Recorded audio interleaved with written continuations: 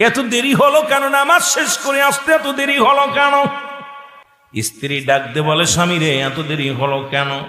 স্বামী বলে, বিবি রে আমার নবী আজকে ওয়াজ করছে, ওয়াজ শুনে আসতে দেরি হয়ে গেছে। বলে, স্বামী রে কি ওয়াজ করছে বলো?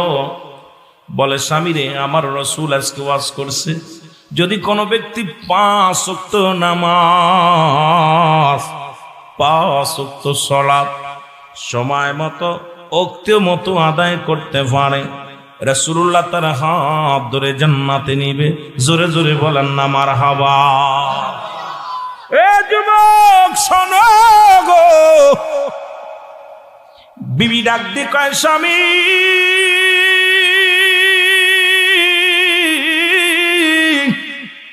আপনার কাছে দামি কাপড় চাই না, দামি পোশাক চাই না, ভালো খাবার চাই না, আপনি আমাকে একটু সময় করে দিবেন, আমিও যেন সময় মতো উক্ত মতো যেন 5 ওয়াক্ত নামাজ আদায় করতে পারি।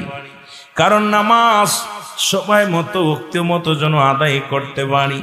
আপনি যাবেন রাসূলুল্লাহর সঙ্গে জান্নাতে, আমিও আপনার সঙ্গে আমার নবীর প্রেমে আমার রাসূলুল্লাহর সঙ্গে আপনার সঙ্গী হয়ে জান্নাতে যাব। জোরে বলেন মারহাবা।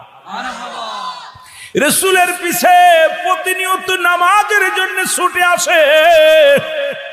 ও যুবক, নামাজের কথা বলতে গেলে অনেক আলোচনার প্রয়োজন, যদিও আমি বেশি লম্বা চওড়া আলোচনা করতে পারবো না। কাফের এবং মুসলমানদের মধ্যে পার্থক্য হলো নামাজ। সমস্ত খারাপ কাজ থেকে বাঁচায় নামাজ। মুসলমান শুনে নাও, এই সালাত আল্লাহর সঙ্গে মিলন হয়, আল্লাহর সঙ্গে দিদার হয়। এমন নামাজ যায় নামাজ লা কখন ইল্লা ব্যতীত, হুজুর মানে হাজির নাজির, কল মানে আত্মা, সালাত মানে নামাজ। এই নামাজ, এই নামাজের মধ্যে রব্বে কারিমকে হাজির নাজির জানিয়া, রব্বে কারিমকে হাজির নাজির জানিয়া দুনিয়ার জল্পনা কল্পনা দূরে ফেলে রব্বে কারিমকে সেজদা করতে পারবেন। এই নামাজই কেবল পারে আল্লাহ পর্যন্ত পৌঁছায় দিতে। জোরে বলেন মারহাবা। ও যুবক শোনো গো, রাসূলের পিছে প্রতিনিয়ত আনসারী নামাজ আদায় করতে আসে রে।